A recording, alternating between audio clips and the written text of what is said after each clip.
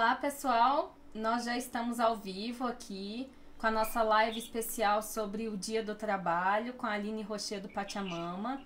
Eu quero pedir para vocês um pouquinho de paciência. Quem for chegando aí, sejam bem-vindos. Nós vamos só compartilhar o link aqui nos grupos do WhatsApp, no Facebook nosso. Então, pedir um pouquinho de paciência aí para vocês. Se o som estiver ruim, tiver algum problema, é só nos escrever. Vou te mandar o link, Aline. Tá.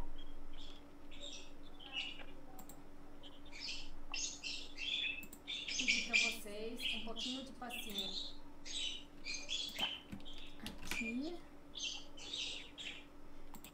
São dois links, na verdade, porque eu tô transmitindo em duas páginas ao mesmo tempo. Tá. Aí eu vou te mandar aqui no WhatsApp Web. Já te mandei. Dá uma olhada aí. Uhum. Compartilhando aqui com o pessoal também.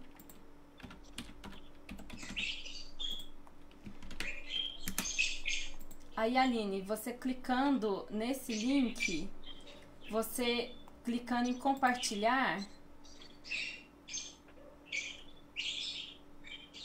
Deixa eu ver.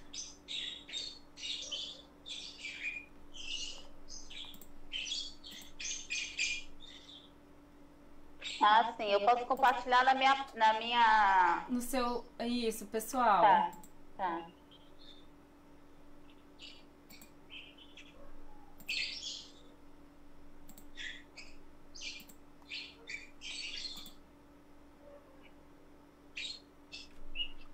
Quem for chegando aí, sejam bem-vindos.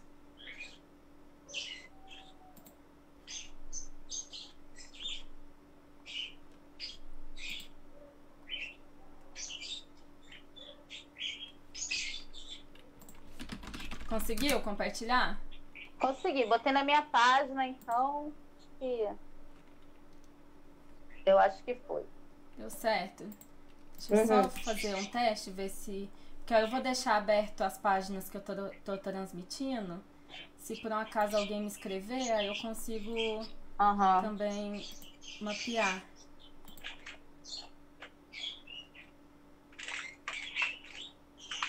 Tá, eu acho que podemos começar então. Bom, mais uma vez, sejam bem-vindos quem está nos assistindo aí. Hoje nós estamos numa live para falar sobre o Dia do Trabalho. Nós estamos aqui com a doutora Aline Rocher do Pachamama. Aline, antes da gente entrar na nossa conversa, eu gostaria, se fosse possível, você se apresentar. Você pode se apresentar? Sim, claro. Saudações a Bejala, Satei, todos que estão presentes, pessoas queridas aí do Sul de Minas Gerais. Gratidão, Ana, pelo convite. Eu que agradeço. Pessoal de Resende também, o Álvaro, o Rafael França, lá de Campos, que eu sei que estão participando, e todas as pessoas da região da Mantiqueira. Minha gratidão por vocês estarem nesse encontro, embora virtual, mas que ele possa ser um momento de acolhimento e de reflexão sobre essa temática muito pertinente que a Ana me convidou a dialogar. Embora a gente tenha essa apresentação, né, dos nossos percursos na esfera acadêmica, para além e muito além, eu sou primeiro pessoa, mulher originária da Mantiqueira. Tenho tentado trazer nas minhas falas essa pluralidade, tanto da história da terra como a história do meu povo. E convido você a esse diálogo hoje. Espero que a gente possa ter esse momento de reflexão e de lucidez. O diálogo, ele, na minha perspectiva, ele precisa enraizar e despertar a lucidez. A lucidez não é que a gente está chateado, não é uma bronca, não é uma versão de que nós queremos o pedido de desculpa por parte da sociedade não indígena. a lucidez ela é difícil porque ela também requer um novo olhar sobre algo que a gente está acostumado há vários períodos, décadas, a ver como aquilo que está estabelecido. E a lucidez talvez seja comum aquele relacionamento que não está dando certo, uma amizade opressora, um relacionamento opressor, que a gente não consegue enxergar em determinado momento. Quando a gente vê, a gente tem dificuldade para digerir, né, e se ambientar com esse novo olhar. Então, eu convido também a vocês não se sentirem de forma alguma ameaçados quando um originário fala sobre determinadas coisas, porque a lucidez é assim mesmo, ela não é pacífica, no sentido de passiva, né? Ela causa realmente uma inquietação, mas essa inquietação que seja para a gente poder realmente pensar de forma lúcida sobre a nossa história, sobre as questões originárias no tempo presente e sobre como a gente pode reparar essa história. Aline, você poderia falar um pouco sobre a editora Pachamama, para o pessoal que ainda não conhece, vir a conhecer, que é uma iniciativa, como podemos dizer, única aqui, né, no Brasil, um trabalho assim, maravilhoso. Se você puder contar um pouco a sua história, né, com a editora, é bem bacana. Então, gratidão, Ana, por ter querida trazer essa temática também, né? A editora eu vejo como um território também de esfera de lutas, né? Ela é uma militância, ela surge de uma inquietação e bem quem está acompanhando de certa forma a minha trajetória sente comigo todas as dificuldades de se falar do povo puri, porque a documentação existente contrapõe aquilo que nós pensamos sobre o nosso próprio povo. E a editora ela foi pensada justamente por conta da história da minha mãe, que é puri, que é do sul de Minas Gerais, e que e não encontraria um espaço legítimo para ser publicada ou mesmo divulgada se não fosse algo feito por nós. Isso tudo começa em 2015, embora eu já tenha um amor pela palavra escrita há muito tempo, tem essa questão de colocar o afeto e a pessoa na palavra, né? Deixo de ver a palavra como somente um elo de comunicação, eu acho que a palavra é a própria pessoa ali impregnada nela. E nós queríamos falar sobre as nossas histórias, as nossas narrativas, e eu já vim enfrentando vários tipos de confrontos para poder divulgar essa história, né? Eu entro na academia tentando falar sobre questões originárias, eu não passo. Você sabe bem, Ana, e alguns que estão aí, que eu falo que engana a academia porque eu tento uma outra temática na área de arte e música, que também eu tenho muita gratidão por ter feito esse trajeto, porque hoje eu posso falar sobre aspectos das músicas originárias, mulheres originárias na música, que é um projeto atual. Mas a gente não tinha espaço de colocar isso tudo de forma com o trato e com a honra que se merece. Então a editora surge dessa inquietação. A gente começa, ela é plural, né? Quem está conseguindo enxergar os bonequinhos que estão ali. Nós fizemos esses bonecos antes do primeiro livro publicado. E o Pachamama, eu não sei se está aqui pertinho. Tá. Bem, esse livro aqui, o Pachamama, foi o primeiro que eu reuni alguns textos, que eu tinha costume de escrever poesia, que hoje ainda tem esse costume, né? E entregar de presente para as pessoas, e os meus amigos falaram, por que você não publica? E aí foi ele, o primeiro livro da editora, que eu comecei sem recurso algum. Não tive apoio institucional, nada. Eu peguei esse livro, se Rafael França estiver presente, ele é testemunha, mandei um e-mail muito carinhoso aí para os meus testates e disse, olha, gente, vou começar a editora dentro dessa militância toda que vocês acompanham, só que eu não tenho energia capital. Energia eu tenho, energia capital não. E quem puder ajudar de alguma forma, né, a construir esse sonho, eu agradeço. E aí eu acho que eu enviei uns 50 ou quase 50 convites, o nome das pessoas todas estão aqui no livro, que algumas pessoas, o livro tem o valor de 25 energia capital dele, R$ 25. Mas teve gente que depositou R$ 200, 150, 300, 1.000. Teve família que se reuniu e me investiu no sonho, né? Com esse apoio, ela já nasce coletiva por isso, ela já nasce de uma força coletiva. Eu fiz o ISBN, né? Escrevi na Biblioteca Nacional Editora, fiz os desenhos todos da logomarca, né? Que algumas pessoas já conhecem bem. Esse desenho é meu. E toda a produção pensante dele e sentida do projeto eu fiz nesse período. E nós começamos com publicação de mulheres. A primeira mulher que aceitou o desafio aí de publicar na nossa editora foi uma professora querida, que hoje é uma encantada, uma mulher preta, de muita garra. Foi o primeiro livro que a gente começou a cuidar. E daí muitas mulheres nos procuraram. O projeto de literatura e voz originária dentro da editora esperou um pouco, justamente por não termos um investimento capital, né, para poder investir na bibliografia originária. Mas essas mulheres não indígenas colaboraram muito durante um ano. Nós fizemos várias publicações e com esse caminho, nós hoje podemos trabalhar algumas questões originárias, não tanto como gostaríamos. Tem uns 5 livros na fila para publicação e nós não conseguimos ainda um apoio financeiro para isso, mas a gente vai caminhando, né? E todo o espaço de fala é muito importante justamente para a gente mostrar o trabalho.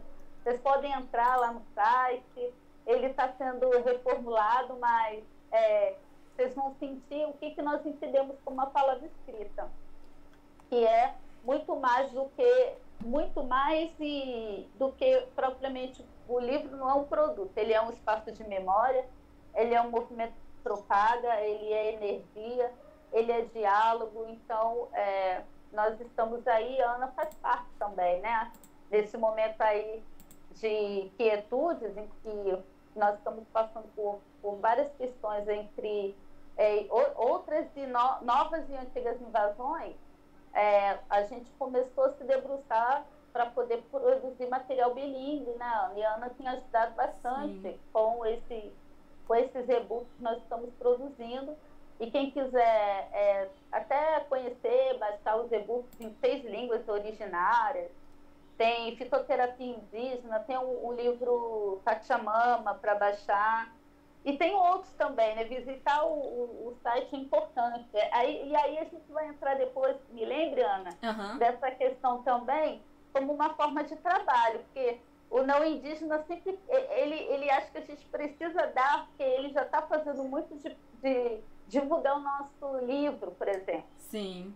E aí a gente já faz esse trabalho com as aldeias, né? Sim. Como Tainô. Ou então eles, mas esse livro originário aqui, ele tem esse valor, mas não entende todo o processo desse livro, para onde ele vai, o que a gente tem feito com esse capital, que não é o olhar capitalista da sociedade não indígena. Sim. E eu nem consigo falar em venda, assim, tem muita dificuldade. Por mim, realmente, se eu pudesse distribuir todos os livros, como eu faço com meus poemas, eu faria.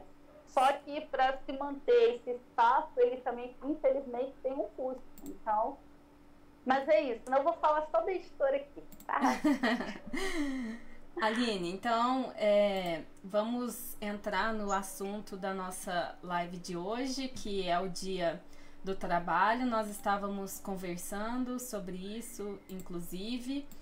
E lembrando que aqui no Brasil, o Dia do Trabalho, antes do Getúlio, ele era Dia do Trabalhador, e que de repente se tornou Dia do Trabalho, que é uma mudança aparentemente sutil, mas que fez toda a diferença. Só para eu fazer uma pequena introdução aqui do nosso bate-papo, primeiro nós temos que pensar de onde que surgiu o Dia do Trabalho, né? O Dia do Trabalho ele está muito ligado aos movimentos sindicalistas estadunidenses, especialmente a um movimento que aconteceu em Chicago no dia 1º de maio de 1886. Na verdade, esse movimento ele está muito relacionado, está muito conectado a um congresso sindicalista que aconteceu 2 anos antes, que tinha dado aos empregadores até 2 anos para que houvesse a redução do tempo do trabalho, porque nesse período, nessa época, era muito comum que os trabalhadores eles trabalhassem até 17 horas diária, e os trabalhadores, junto com o movimento anarquista, eles começaram a solicitar que o trabalho ele fosse reduzido a 8 horas. Então, lá em 84 foi dado esse prazo máximo até 86, que fosse alterado essa carga de trabalho que era extremamente exaustiva e, enfim, totalmente terrível, né? E em 86, obviamente, isso não foi atendido. Então, começou a surgir esse movimento, a princípio lá em Chicago, nos Estados Unidos, e depois ele foi se ampliando para o resto do mundo, marcando esse 1º de maio. O movimento lá em 86, ele teve, assim, uma grande aderência por parte das pessoas, ele chegou foi 340 mil trabalhadores, né? A gente está falando numa época, assim, pré-internet, então esse movimento ele foi crescendo e foi espalhando realmente por vários lugares do planeta. E esses grevistas, eu não preciso dizer que esse movimento ele acabou com, como todas as tentativas de conseguir direitos sociais com bastante repressão e violência por parte do Estado, né? Tiveram alguns trabalhadores mortos. Depois, 2 anos depois, esses grevistas, muitos deles foram condenados à prisão perpétua, outros foram levados à forca. Até em 87, esses trabalhadores que foram levados à forca, nesse dia ficou conhecido como Black Friday, né? Que é um dia que depois ele foi ressignificado, assim, num outro contexto, mas que foi meio que apropriado também pela sociedade capitalista num outro sentido, né?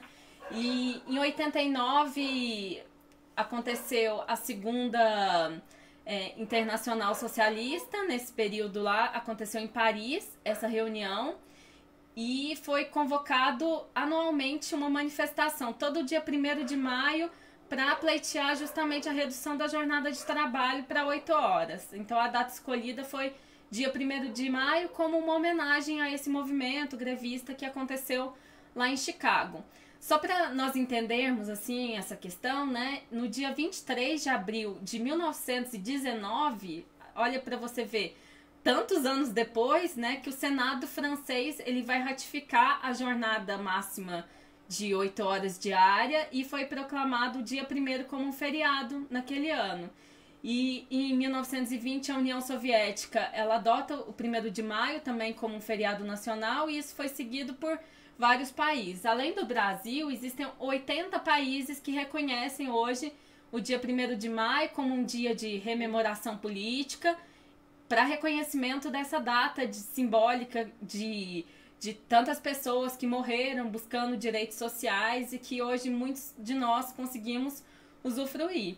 Mas o curioso disso é que os Estados Unidos, o próprio Estados Unidos, que foi onde começou, lá em Chicago, né, que eu falei, com o movimento sindicalista estadunidense, lá não existe esse reconhecimento. E aqui no Brasil, como eu falei no início do nosso bate-papo, essa data, ela, a partir de Getúlio Vargas, com toda aquela propaganda aquela propaganda trabalhista mesmo, ele transformou o dia que era o Dia do Trabalhador em Dia do Trabalho. E isso modifica profundamente as origens e a significância mesmo dessa data.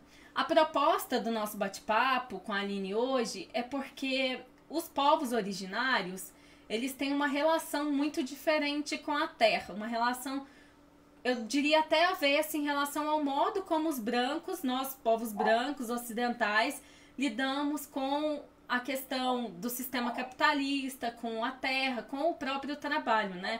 A ótica do trabalho, ela está sempre dentro dessa significância dentro dessa linguagem, que é a linguagem capitalista, ocidental. E isso, quando aconteceu a colonização, isso foi muito... Houve um choque realmente entre mundos, e até hoje existe um imaginário que os povos originários, eles são vagabundos, que eles não trabalham, porque eles têm essa relação muito mais saudável, muito mais inteligente com a terra. Então, Aline, para nós começarmos já a entrar no assunto da proposta da nossa live, que é conversar sobre trabalho e povos originários e as invasões territoriais e culturais que decorrem dessa colonização, uma colonização que ela ainda não acabou, que ela ainda é muito forte, eu queria que você pudesse assim traçar um panorama de como que a sociedade não indígena, ela lida com o trabalho e como que isso é visto pelos povos originários, assim, pensando no sentido de uma panfilosofia ameríndia, né? Claro que isso é uma generalização, porque nós estamos falando de, ainda hoje, mesmo com o genocídio que aconteceu dos povos originários, ainda temos cerca de 240 línguas ainda faladas e diversas etnias que existem e continuam resistindo. Se você puder falar um pouco sobre isso para nós, aí nós continuamos o bate-papo e se tiver alguma dúvida, nós continuamos aqui.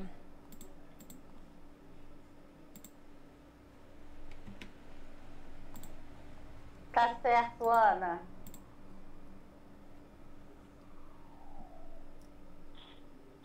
Bem, vocês estão me vendo? Sim.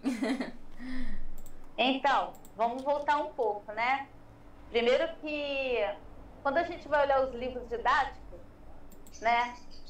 Esse colonizador que chega aqui no século XVI, ele é visto como um aventureiro, né? O grande corajoso que veio descobrir algo que não se tinha ainda coragem de desbravar, que veio catequizar um povo selvagem, dominá-lo. E isso está hoje nos livros didáticos das crianças. Eu estava conversando mais cedo com o Rafael França, e está lá, Paleo-índio, vamos falar dos índios que estiveram aqui, que viveram aqui. Os termos são sempre no pretérito. Esse invasor, que hoje acaba invadindo de várias formas nosso território, ele está muito na prática cotidiana das pessoas, sem que elas percebam, né? O trabalho é o próprio cotidiano, o trabalho é a própria vida. Embora esse termo, né, da questão do trabalhador assalariado, sem carteira de trabalho, seja algo diferente para quem é originário, e aí fica difícil as pessoas entenderem o trabalho como cultura, o trabalho como preservação, o trabalho como arte. E por isso é esse imaginário todo de que o povo originário é um povo preguiçoso, um povo atrasado, um povo que está na pré-história. Esse invasor que chega aqui é cuidado por esse povo originário, ele ainda é o herói da história. Ele ainda está no tempo presente, mas o indígena é colocado no tempo do pretérito, no passado. E aí tudo começa a partir de como se conta essa história. A nossa história ela é totalmente equivocada. Ela é escrita de fora para dentro, a partir de uma concepção que não é a nossa, e ela continua se reproduzindo todos os dias da mesma maneira há 500 anos. São várias invasões, invasão dos saberes medicinais, é invasão dos saberes culturais, é invasão dos nossos pensamentos que as pessoas reproduzem. E aí, entender esse índio como cidadão, esse originário como cidadão, está muito difícil. Fica até quase impossível para algumas pessoas. Quando a gente vai na escola e fala para as crianças que nós somos originárias, né, e primeiro a gente fala para as professoras, há um conflito muito grande, porque manter o índio didático, lá do livro didático, é muito mais confortável. Você falar que o índio ele não existe, falar que o originário é uma pessoa que já estava aqui antes da chegada desse invasor, e que esse originário tem várias histórias, e tem muita coisa a colaborar com essa sociedade que nega esse saber, é muito doloroso. para a sociedade não indígena entender. Quando a primeira vez que eu falar sobre os indígenas no processo republicano, e aí eu nem vou falar muito de Getúlio hoje, porque sobre 19 de abril eu já falei bastante, acho que nesse último mês de abril, né? E eu só vou dizer que se quer comemorar abril, que fale de Galdino, que foi assassinado dia 20, esqueça 19, imposto por Getúlio Vargas, a fim de se apropriar das terras originárias, né? Quando eu fui convidada ao Museu da República, muito grata pelo professor Mário Chagas, diretor, eu fui lá pedir reparação, justamente por esse fator histórico de 19 de abril, virar tutela, a gente virar de novo adereço, né, nas escolas, colaborando lá para esse índio fóssil do século XIX. E uma outra questão que eu observei foi que no museu, tanto no Museu Histórico, quando se fala dos processos, né, brasileiros, e no Museu da República, você não tinha menção nenhuma desse indígena como trabalhador. Né? Tem a carteira de trabalho, o povo, os nossos parentes, amigos que você aí, o povo afro-brasileiro, ele tem a honra, e alguns grupos, de dizer que a libertação só se deu quando eles tiveram direito à carteira de trabalho. Há em Brasília a primeira carteira de trabalho de um povo negro, que eu conheci a filha, que é de Ubá, lá tem um quilombo, acho que o maior quilombo urbano que existe, está lá, datou que aquele cidadão é cidadão porque ele é trabalhador. Ele não é cidadão porque é originário, porque ele tem cultura, porque ele tem muito a oferecer, porque ele já tem saberes que são construídos antes da chegada do invasor. Ele só é simplesmente cidadão porque ele é trabalhador e tem uma carteira de trabalho. Isso é muito problemático. Porque aí, quando você fala hoje da situação do povo originário, que é um artista, que é o pajé, que é aquele que cuida da terra, que cuida... A medicina que existe nesse país é a medicina do povo originário. Os hábitos, por mais que se neguem, nossos hábitos são de povos originários. O que a gente alimenta, o que a gente faz, o que a gente se alimenta, são de heranças originárias. Mas o tempo todo a nossa sociedade nega isso. Então, como falar sobre trabalhos originários se nós nem como pessoas originárias desse país somos aceitas, né? A gente tem que falar todo dia. Eu conversei com a Giovana Castro, né, do coletivo Cabeça de Negro, e ela fala, é cansativo, companheira, a gente ser didático todo dia, mas a gente precisa. Todo dia a gente tem que realmente falar e estar disposto a isso, que também é cansativo, mas que uma hora alguém ou um grupo de pessoas vai se atentar para ver a coisa de outra forma.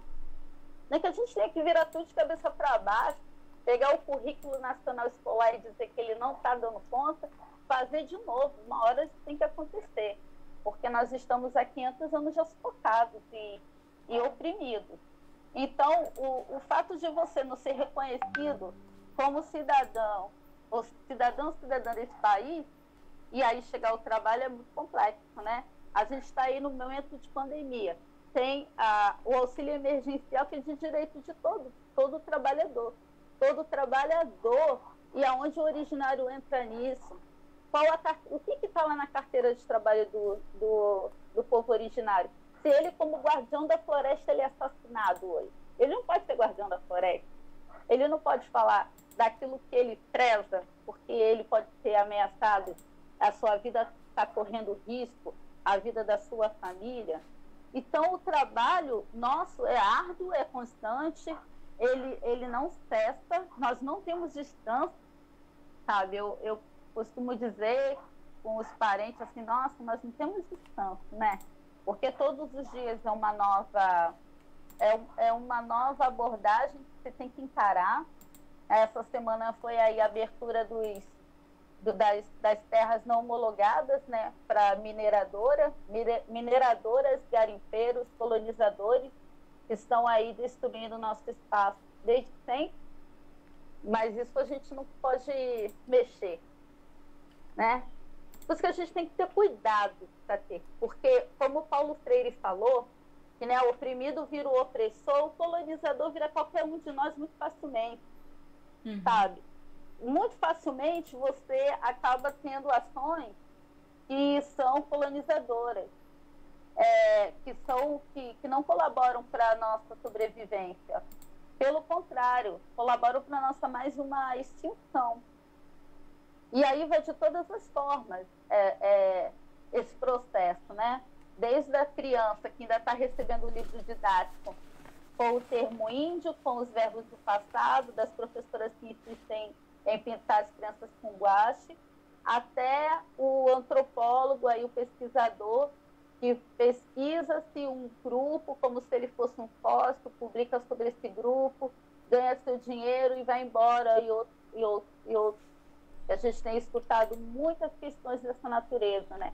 E a gente entrou semana passada, não sei se é a Morena Pataxó tá por aí, mas essa temática eu até mandei para ela aí, Patê, que a gente estava falando, porque o não indígena tem a ousadia de dizer que estudou sobre grafismo e vai dar um curso. O valor desse curso dava para alimentar uma aldeia inteira, assim, no período de pandemia, e ainda se acha ofendido se for algum originário lá e dizer, isso não está legal, não está correto, porque esse saber é nosso.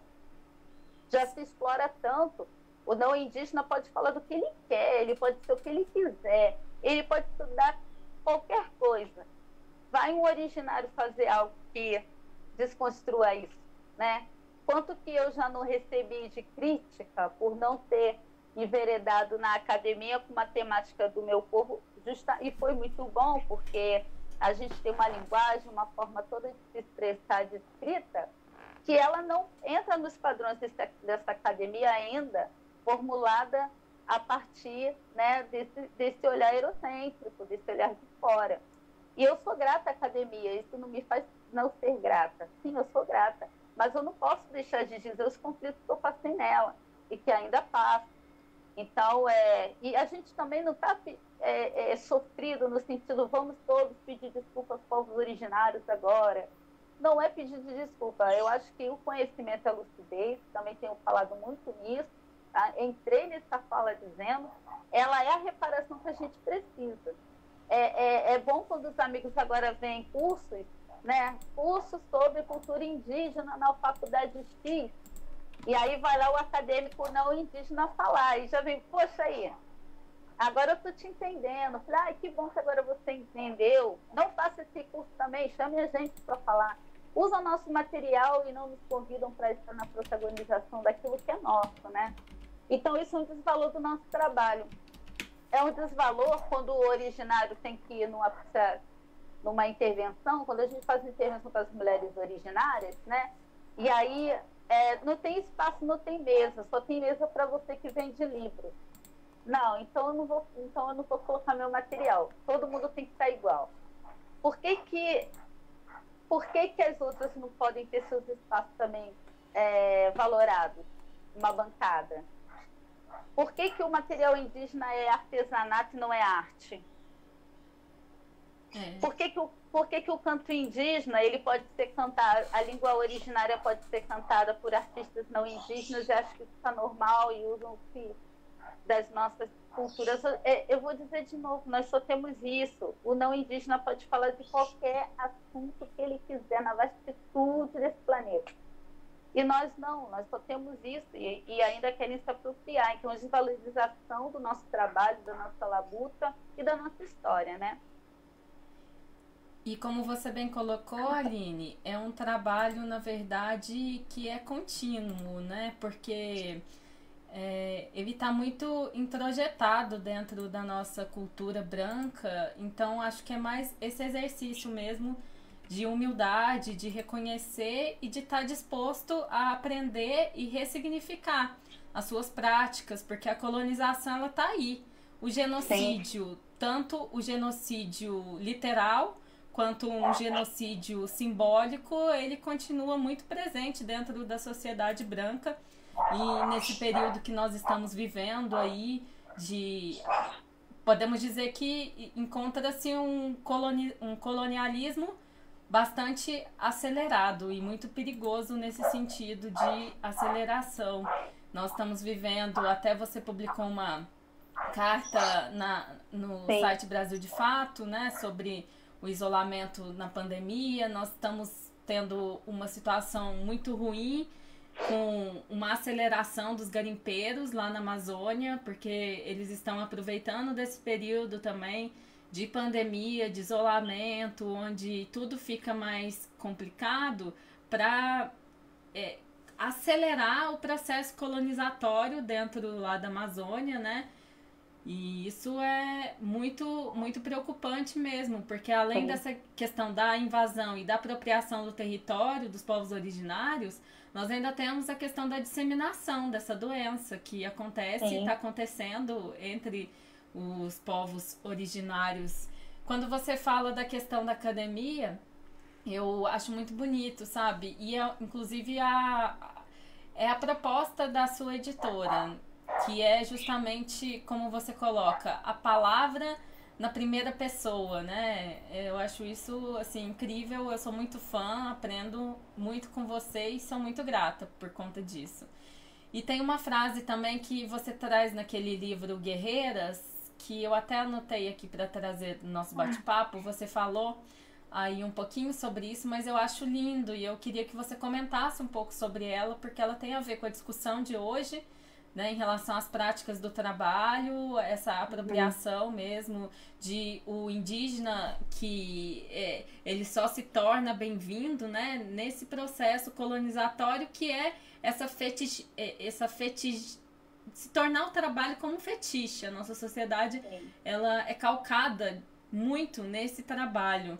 Aí você coloca assim, ó, o Brasil é o filho que rejeitou sua mãe originária e por isso ainda estamos distantes de muitas práticas sociais, coletivas e democráticas. Eu acho você, como em todas as suas outras falas, assim, de uma lucidez tremenda, e eu queria que você comentasse um pouco sobre isso, para nós repensarmos também essa nova colonização e como que podemos não ser multiplicadores disso, né? Sim, essa fala veio de... Esse trecho do livro, que é a introdução dele, ele veio de momentos de muita fúria. E aí ou a gente canaliza a fúria para algo realmente positivo, ou a gente vai ficar com raiva, vai adoecer. E essa fúria não teve o motivo dela, né? Igual quando o trovão toca na terra, estremece. Se ele não está ali para fazer as sementes germinarem, ele perde, né? O raio, o trovão, naquela unidade bonita, ele perde a função. Então, foi nesse momento de eu sentir toda as minhas antepassadas sangrando e parindo dessa terra, e ainda são silenciadas, né?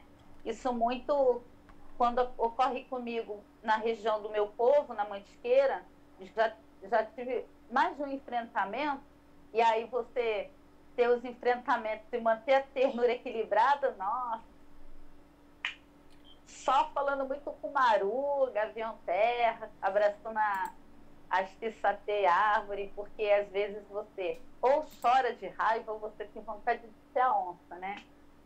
Sim. A onça que vive em mim, literalmente, sempre está querendo sair. Ela já está no momento de saber, eu já estou aprendendo com ela a ter a prudência dos momentos certos. Mas é isso, vir alguém com documento e te questionar, né, documento do não indígena, do que foi um viajante que sem comprometimento nenhum com essa terra, que passou, teve uma escrita sobre o que ele achou daquele momento, e aquilo virar base histórica, né? E aí, na região de Resende da Mantiqueira, já me apareceram muitas pessoas com esse teor de enfrentamento, dizendo que eu não sou legítima, dizendo que tem portes de documentos que são comprovados a não existência do meu povo, e você tem que ser insistente, para desconstruir essa história, né? E aí a academia me ajuda porque eu posso dizer, olha, eu posso falar com propriedade disso, sabe? Não que essa academia ela não é hierárquica, ela é realmente para ser coletiva. Se ela não for coletiva, não faz sentido nenhum a gente entrar para a academia. A academia tem que ser semeaduras de saberes, e não colocar a semente numa caixa e tampar. Se ela está nesse processo, ela está totalmente equivocada. Então foi isso, foi no sofrimento sentir aonde vai estar a história dessa mulher originária que pariu esse filho. O parir é um processo muito que só a mulher entende. Embora eu não tenha filhos, eu entendo, porque às vezes um livro é um parir, uma luta é um parir, e você tem várias formas de dar luz, né? Uhum. Justamente a logomarca da editora, ela é a mulher, a Pachamama, mas não é a Pachamama grávida, né? Ela é a mulher, e aí é a mulher que está pensando, dando luz de outras formas. E de maneira alguma, a gente quer fazer divisão, sabe? A ideia nossa é acolher as mulheres que não são indígenas, as mulheres que são pretas, as mulheres aliadas que entendem que a nossa história, enquanto mulher, parte desse mesmo princípio, né? De silenciamento, anulação. Mas lembrando que a mulher indígena está numa situação muito mais vulnerável ainda hoje. Ainda hoje você vê mulheres de algumas etnias sendo esterilizadas por fazendeiros para poder se apropriar da terra. A gente escuta muita violência todos os dias relacionado à questão, né, do machismo em relação à mulher. E aí as pessoas logo perguntam para a gente assim, mas isso é o homem indígena, mas ninguém pergunta, é o garimpeiro que está lá na terra? É o madeireiro? Então, e o que incomoda é a nossa total falta de responsabilidade com esse espaço que nos foi cedido pela Abeijala, Pachamama, em que nós estamos deixando morrer em rios, morrer em florestas públicas, e a mulher está ligada a isso. Né? A mulher sente muito todos os ciclos da natureza. Todas as frutas, se você corta ao meio, praticamente várias frutas, elas têm a semelhança do nosso aparelho reprodutor. Isso é muito forte. E a gente está nisso, a gente esquece. Então, a mulher não indígena, ela tem que ser convidada a ouvir, a estar com a gente, a segurar a mão, a cantar, mas também a lutar junto, né? Porque esse momento, por exemplo, do país, é um momento de grande genocídio do nosso povo. Já aconteceu de várias formas. Ele não cessou. Ele não cessou com a Constituição, ele não cessou com os processos de governos de esquerda, ele não cessou. Porém, a gente precisa, de uma forma muito unida, gritar e fazer parte dessa luta, porque falar da mulher originária é falar da sua história.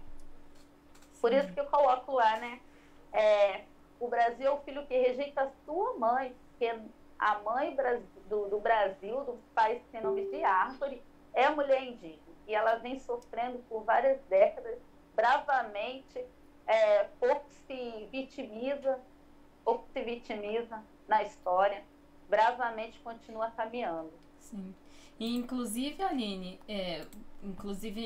eu consigo perceber também que existe uma visão bastante romantizada a respeito dessa colonização e dessa origem indígena da nossa sociedade brasileira, que está muito ligada também, profundamente marcada pelo patriarcado, né? Que a gente tem que lembrar que essas relações que se deram, né, com a chegada dos portugueses, logo no momento do início do processo colonizatório, foram violências sexuais, muitas, grande parte das vezes, né?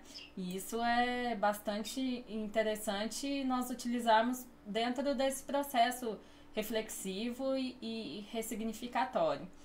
Agora, ainda dentro do nosso bate-papo, e você mencionou a questão dos governos de esquerda e da continuidade da colonização, eu gostaria de compartilhar com você, depois eu queria que você comentasse um pouco essa questão. eu percebo que a esquerda tradicional, e isso eu falo do meu lugar de fala, de ativista ambiental, de profundamente ligada a essa luta pela pela terra mesmo, uma terra que é um ser vivo, que é um ser que ele é múltiplo, que depende de toda uma ordenação e equilíbrio de todos os seres viventes, humanos e não humanos.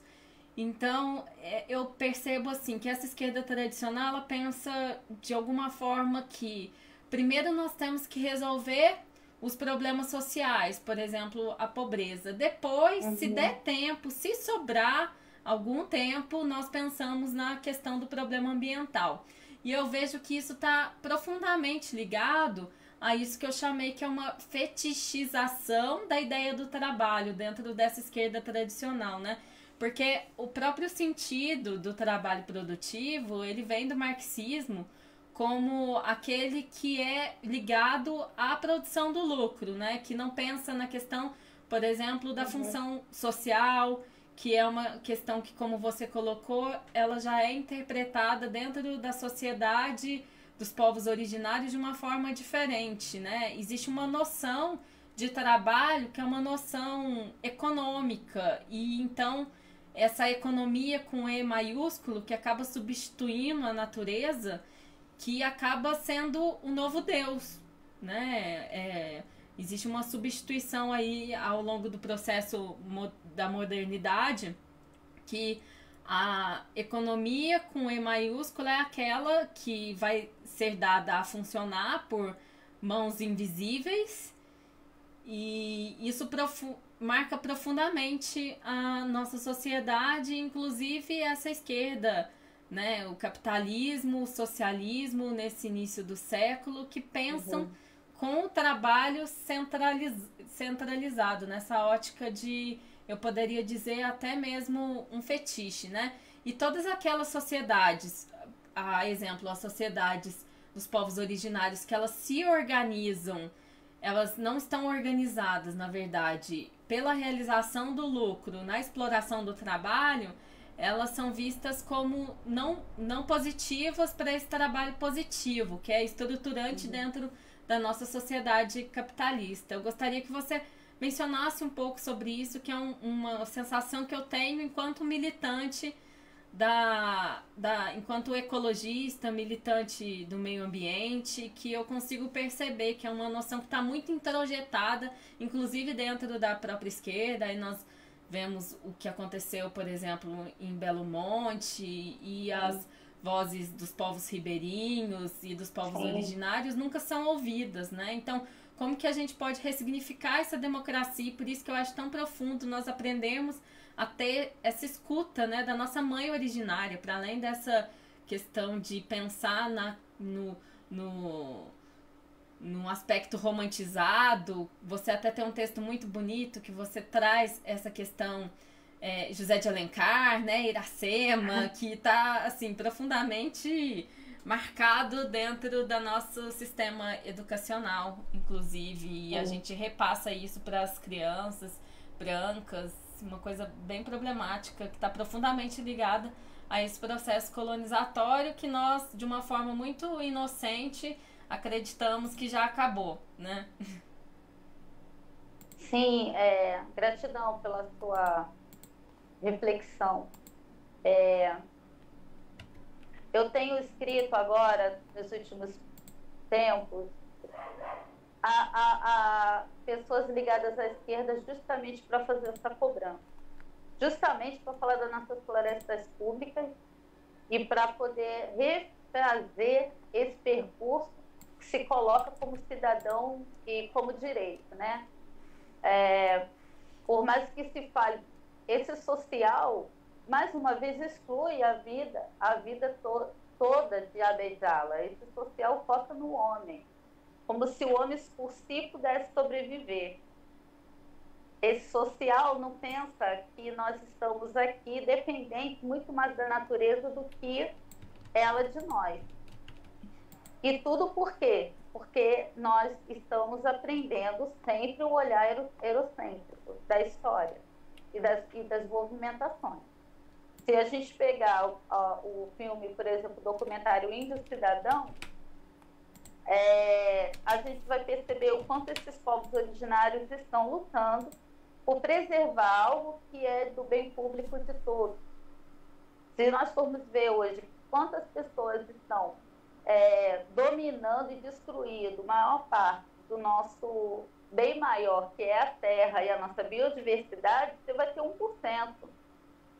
E com essa nossa visão do social desvinculado da vida de Abejala e de Pachamama, a gente vai continuar reproduzindo esse sistema de governos que são falaciosos. E eu vou cobrar no sentido de poder me expressar com a esquerda, porque com a direita não há como, né? Eles já são claros disso tudo que você citou, agora a esquerda não. A esquerda tem que repensar. E precisa repensar hoje o sistema de pessoas que estão dirigindo os nossos municípios, os nossos estados, o nosso país, são pessoas privilegiadas com essa mentalidade colonizatória e invasora. Sim. Não é o povo que está lá. Então, aí você fala, quando a gente fala para as crianças, né, vamos conhecer o espaço da região para poder trabalhar um projeto que atenda a realidade dessas crianças. Na escola fala muito sobre essa perspectiva. Embora com os povos originários isso não aconteça, vamos dar esse exemplo. E como que uma pessoa que quer se colocar como representante de uma população, ela não conhece as próprias pessoas que ali vivem, as suas lutas, a sua história, as ervas que usam, o que elas pensam, porque é isso, o colonizador ainda está exercendo esse papel de controlar e de dominar essa terra. Nós, povos originários, não tivemos ainda essa chance. Em outros países da América Latina, que sejam com as críticas que forem ou não, já aconteceu de termos um presidente indígena. Aqui no Brasil, hoje, nós temos uma parlamentar, deputada federal, que é a Joênia Wapichana. É verdade. E no período democrático, esse número, né, aí eu falo do período democrático dos governos de esquerda, esse número se retrai, diminui até. Tem aquele grande boom, né, com Ailton Krenak, com Marcos Serena, lá nos anos 80, mas depois isso tem uma lacuna enorme dessa atuação pública. E a gente está vendo, vou repetir, que a administração dessas pessoas não está dando certo. A administração dessas pessoas só está destruindo os nossos bens. Elas realmente pensam em lucrar com tudo isso, comprar uma casa, um apartamento em Paris ou Nova York, sair daqui. Elas não pensam na terra como algo que pulsa nelas. Se você não pensa na terra como algo que pulsa, como você faz a militância das águas minerais, e a gente pulsa essa água na gente, a gente quer preservar, porque a gente sente a água como um ser também, né? Uma mercantilização, né? Os povos brancos, eles promoveram uma mercantilização da vida, de todas as coisas. Exato. Então, acho que a mudança, ela tá aí. E nós, como é muito bem colocado, né, na Queda do Céu, pelo Schopenhauer, é exatamente isso. Os povos brancos são aqueles povos que são apaixonados pela mercadoria. Exato. E isso marca profundamente essa relação de consumo, a relação com a terra, a relação com a natureza ou com as naturezas, né? Pensando aí... Sim. De uma forma mais profunda, né? Porque a própria noção de natureza, ela nasce a partir do momento em que a sociedade capitalista começa a ver numa perspectiva utilitarista. E isso é totalmente destrutivo, que é o que está nos fazendo viver hoje essa catástrofe ambiental.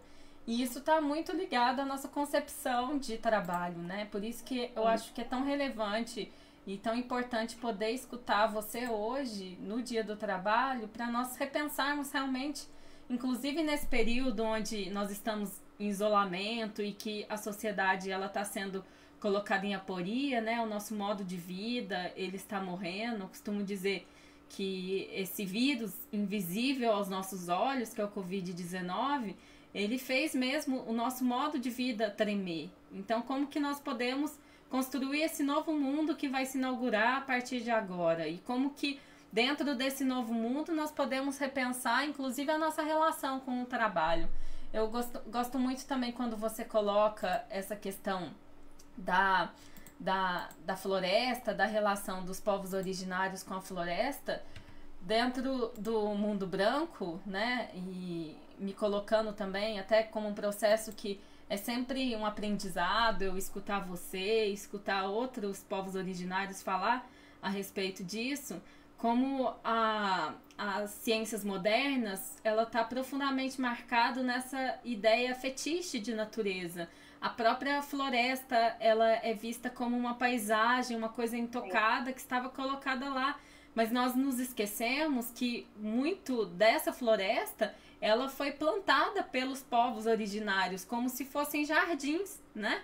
Por isso que são povos da floresta, não são povos que falam sobre a floresta, mas que falam com a floresta. E isso deveria ser um aprendizado constante para nós, sim, povos brancos, especialmente nesse cenário onde o nosso mundo ele já acabou, né? Falta reconhecer isso, porque dentro desse processo da catástrofe climática, o que emerge é exatamente essa Pachamama, emerge essa mãe terra que grita, porque as nossas relações elas são extremamente venenosas. Então deveria ser uma oportunidade de nós vermos e aprendermos com isso.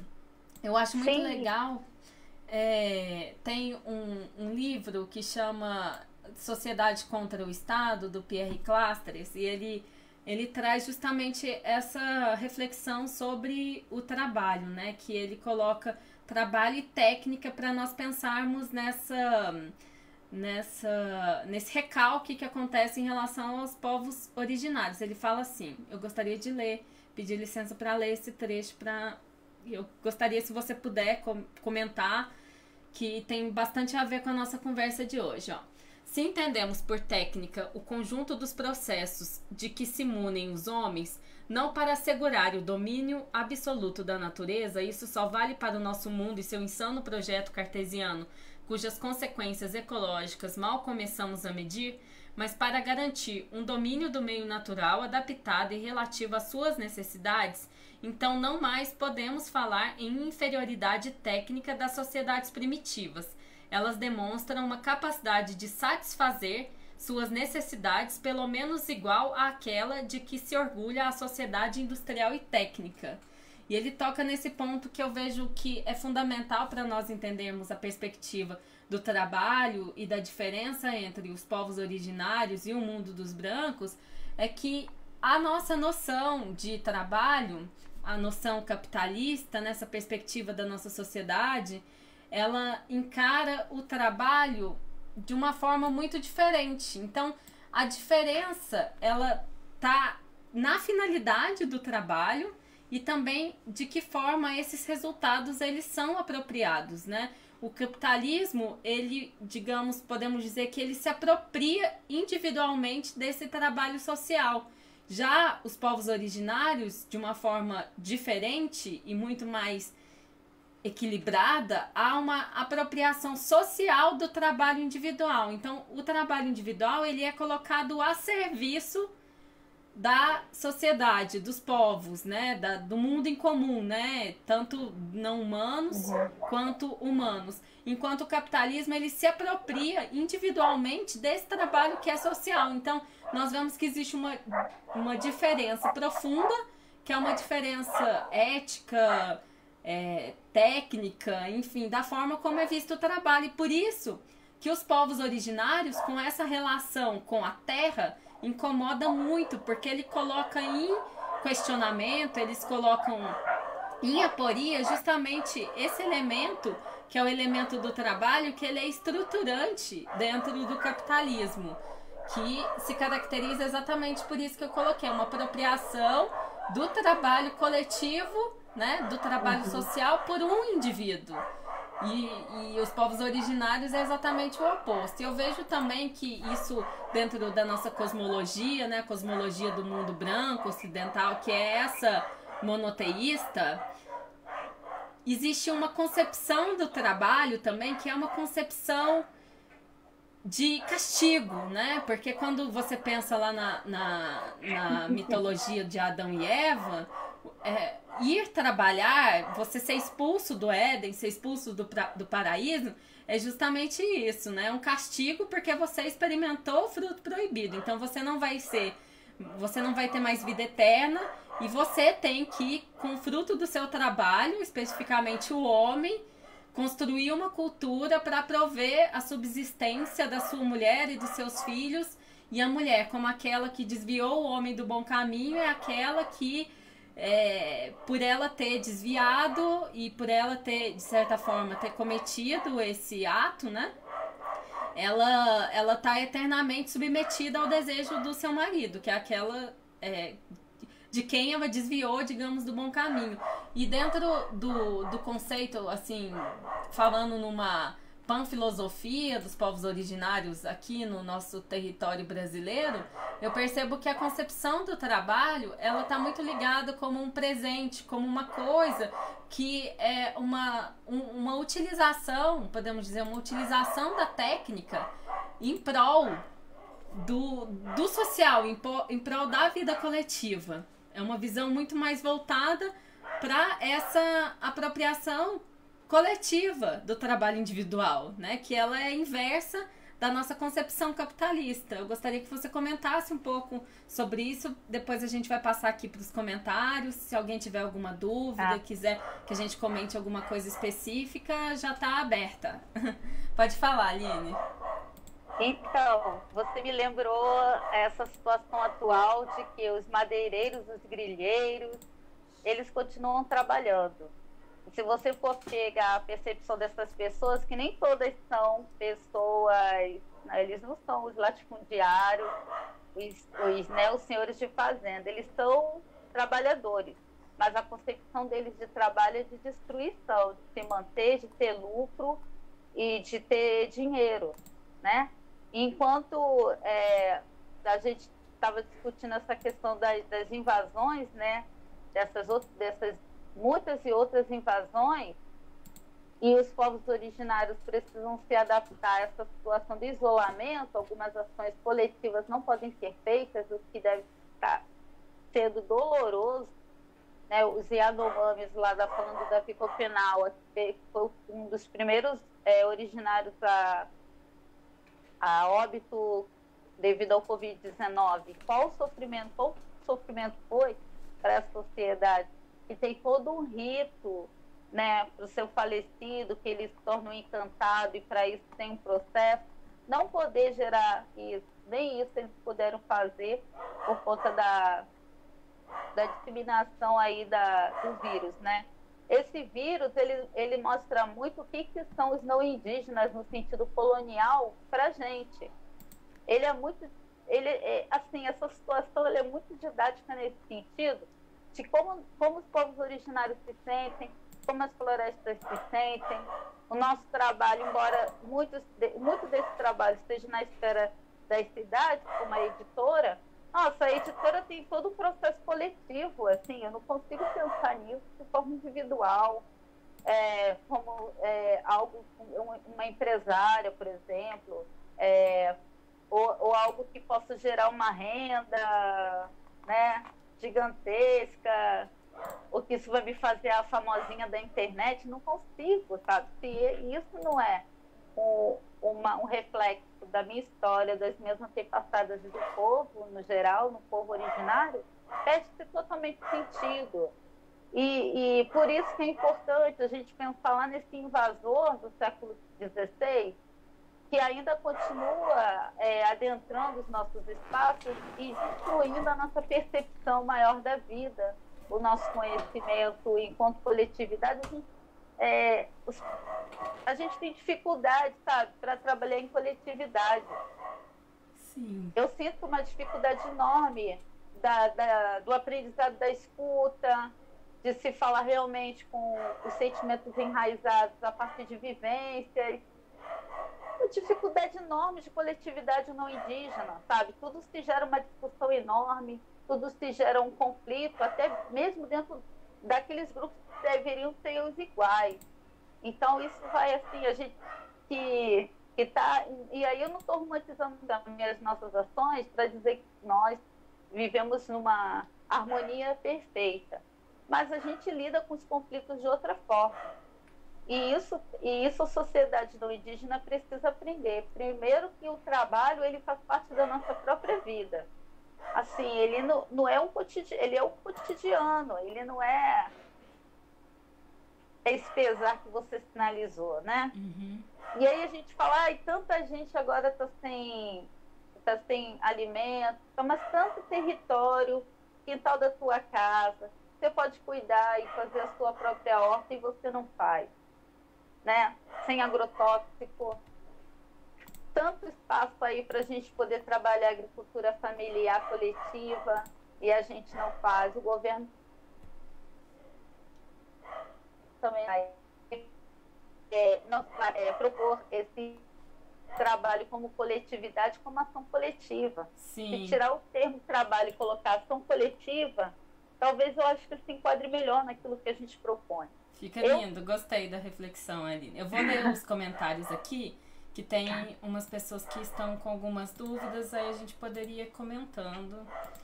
Peraí que eu vou dar uma olhada aqui, que está transmitindo em alguns lugares. Bom, aqui... Só um instante. Tá certo. O Rafael França falou assim, ó, a Aline nos ajuda a viver a palavra como potência de transformação. O Álvaro Brito, no 1º de maio é maravilhoso ouvir uma trabalhadora dos povos originários. O Rafael, aprendo muito, sempre. O Eric falou que vai baixar os e-books lá do site da Pachamama. A Erika gentilmente colocou aqui o link. Aí o Wagner Rocha Antunes. Querida. Grande Aline, parabéns por toda a sua luta e militância. O Eric Gonzaga, adoro o seu trabalho de transcrição desta oralidade, Aline. Excelente que pessoas como você, politizadas, possam fazer essa ponte para muitos do seu povo, alcançando mais representatividade. Nossa. A Érica, trabalho como a própria vida, trabalho como cultura, preservação, arte. Jair Gonçalves, é um prazer estar ouvindo mais uma explanação da Aline. Frida Martinha Guajajara, colonialismo epistemológico. Eric Gonzaga, maravilhosa Aline, trazendo essa lucidez e contextualização dessa realidade com tamanha leveza, que esta mensagem atinja cada vez mais pessoas, trazendo consciência. Gratidão. Parabéns, o Eric ainda, parabéns, guerreira, pela assertividade ao lidar com essas temáticas no mundão. Você é incrível e faz a diferença com seu trabalho. O Jair Gonçalves escreveu assim, esta série, Aruanas, retrata bem essas questões dos poderosos tentarem se apropriar das terras indígenas, provocando o desmatamento ilegal, garimpagem ilegal e todas as atrocidades que o homem branco pode cometer. E isso tudo acobertado pelo poder vigente. Devemos lutar para mudar essa situação, e isto elas fazem muitíssimo bem. Pena que seja só na ficção. Aí a Érica tá parabenizando nós pelas falas, que nunca tinha pensado nessa perspectiva. E aqui tem, acho que tem uma dúvida aqui, ó. Renan Torres. Muito ricas as suas contribuições, Aline. É preciso de fato rever essa concepção de trabalho aos povos indígenas, voz ao protagonismo. Poderia falar um pouco sobre como os indígenas que residem em áreas urbanas estão sendo entendidos nessa questão do auxílio emergencial disponibilizado pelo Estado em meio à Covid-19? Você pode responder essa dúvida e depois a gente volta aqui. Sim, até Ô, Renan, saudações, Tatê, gratidão por estar presente. Nessa carta que Ana sinalizou no início, eu solicito também essa questão aos parlamentares, porque esquiva-se muito das questões originárias, né? Eu ouvi, mas tem a Joênia lá, tá? Tem a Joênia, mas a Joênia é uma pessoa. Isso não pode ser o problema de uma pessoa, tem que ser uma frente de todos. Por exemplo, os parlamentares de esquerda precisam estar junto com a Joênia, porque essa questão do auxílio emergencial, se vocês forem agora, depois, né, no site, tem uma apostila que nós colocamos, eu acho que foi segunda, né, Ana? Segunda-feira, que ela vai dar orientação. Mas os povos originários da floresta de regiões longínquas, eles não vão ter acesso. Como fica? Os povos urbanos, né? E aí eu quero dizer que o indígena em situação urbana não é menos indígena. Daí eu acho que você sinalizou uma parenta Guajajara. Gratidão pela presença, parenta. E a gente estava conversando ontem sobre isso, né? Porque a sociedade entende, tal como o fetiche das florestas, que a Ana estava sinalizando, é o indígena que está lá na floresta, isolado, romantizado, no imaginário só, na vida não. E nós estamos na cidade justamente para poder ter espaço de fala, para adentrar mesmo as academias, para poder trazer temas de importância dos nossos povos e também da nossa própria estrutura, da nossa própria vida. E esse indígena, ele é rejeitado, ele não é entendido como indígena. E nessa carta eu falei, o SUS, então, tem que se responsabilizar por esse indígena. Ele está à margem. Aqui no Rio, teve a questão da aldeia Maracanã, por exemplo, que aí, gentilmente, a companheira aí, a Ana Lúcia, que me ajudou a entrar em contato com o pessoal da Fiocruz para uma tentativa de visita para vacinação das pessoas que estão lá. Elas estão sem salvaguarda de nenhum grupo, né? Elas não estão nem na aldeia. Os povos Guarani, hoje recebi uma mensagem também da Marcinha de Satê, que está trabalhando na Escola Guarani, para ajudar, que estão sem... eles não têm o auxílio emergencial, estão passando grandes dificuldades. E aí a gente está fazendo esse trabalho de ajuda social, porque o governo, mesmo os meios que poderiam fazer a ajuda institucional, não estão chegando a esses grupos. Então, você está falando de uma aldeia, de um grupo originário que está no Maracanã, você está falando de um grupo originário que está em Niterói, e que aí a gente vai entender que não é uma situação de isolamento, no caso, como um grupo Yanomami, que está sofrendo invasão de toda forma também. E aí a invasão é a omissão. É a omissão do Estado em relação a esses grupos. A gente já vem, desde os movimentos das nossas intervenções urbanas com as mulheres originárias, a gente já vem chamando atenção por essa questão de políticas públicas dos povos originários que estão na cidade, né? Mas aí, ora, os políticos, eles querem simplesmente se apropriar da causa, fazer marketing, mas também não querem dialogar, ou eles ignoram. É muito parecido com o 11645. Tá? A gente discutiu aí no outro encontro, e vai ter um outro encontro, segunda-feira, às 6 horas, que eu vou falar sobre essa questão, né? Tem 11645, que não foi formulada para o povo originário. Aí o professor na escola, ele não tem nenhuma informação que possa trabalhar aquilo na escola. Então é isso, a gente tem que falar muito. A gente precisa de aliados, de pessoas aliadas. Uma vez que isso está sendo abordado aqui, é responsabilidade também de todos que estão ouvindo, nos auxiliar, repassar esse pedido para outras pessoas que possam ter uma ação mais eficaz no tempo presente. A gente chega de promessa, no tempo presente, o que está sendo feito. E a questão também, aí o Ministério Público deu uma pausa na última abertura que a FUNAI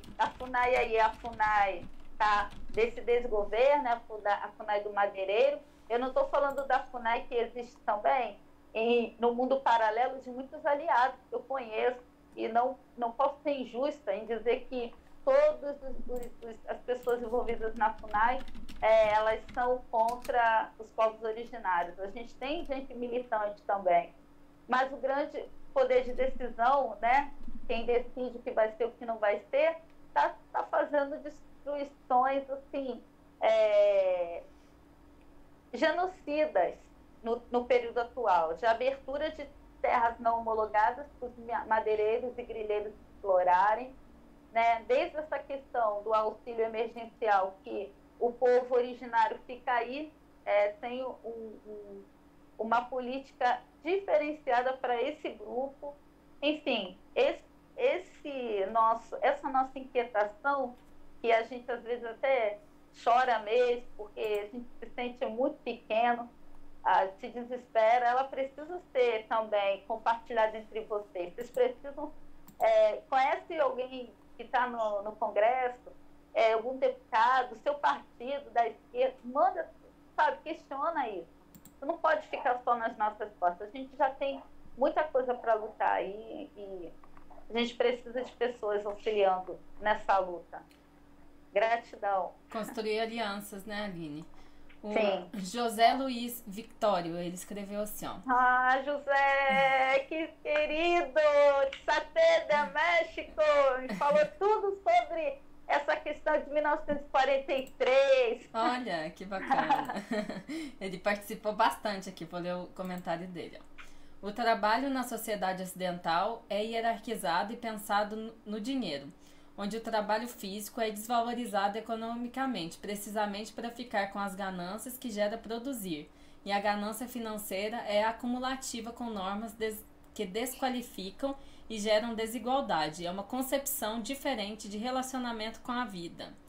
Aí o Roger Feixas está mandando parabéns pelo trabalho de ambas. Sou fã e aprendo muito com vocês. O José Luiz Victório continua. O trabalho se relaciona com conceitos como dinheiro, consumo, riqueza, poder, individualidade, desenvolvimento, etc. Mas isso é uma maneira de organizar a vida que, se observarmos, gera muita desigualdade, ou seja, pobreza, morte e destruição. Isso tem a ver com uma ideia de relacionamento entre seres vivos, onde o Ocidente pensa como recursos, meios de poder e não de estar com outros seres vivos como um todo. Essa ordem criada pelo capitalismo é dominante, porque pensamos que é a única e não pode ser outra. Mas isso é uma ilusão que hoje podemos perceber que pode parar. A contingência sem querer o está provando. Se todo mundo para o sistema entra em colapso, então pode ser diferente.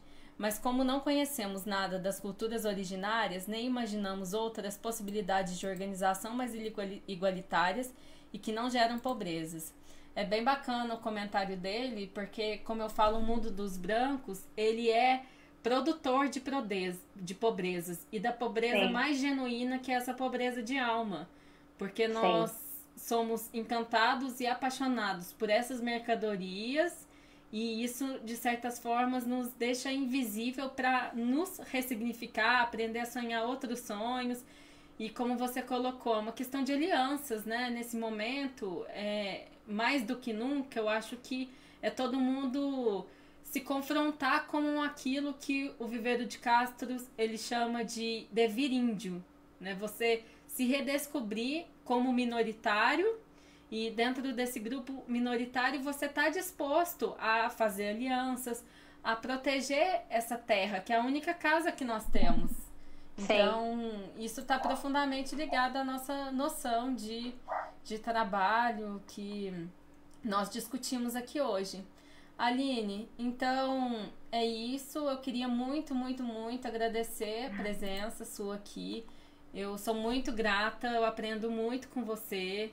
Gratidão mesmo, de coração. Foi muito boa essa conversa. Espero que as pessoas tenham sido provocadas e que possam refletir, assim como eu refleti também. E gratidão. Se você quiser fazer um encerramento, alguma fala.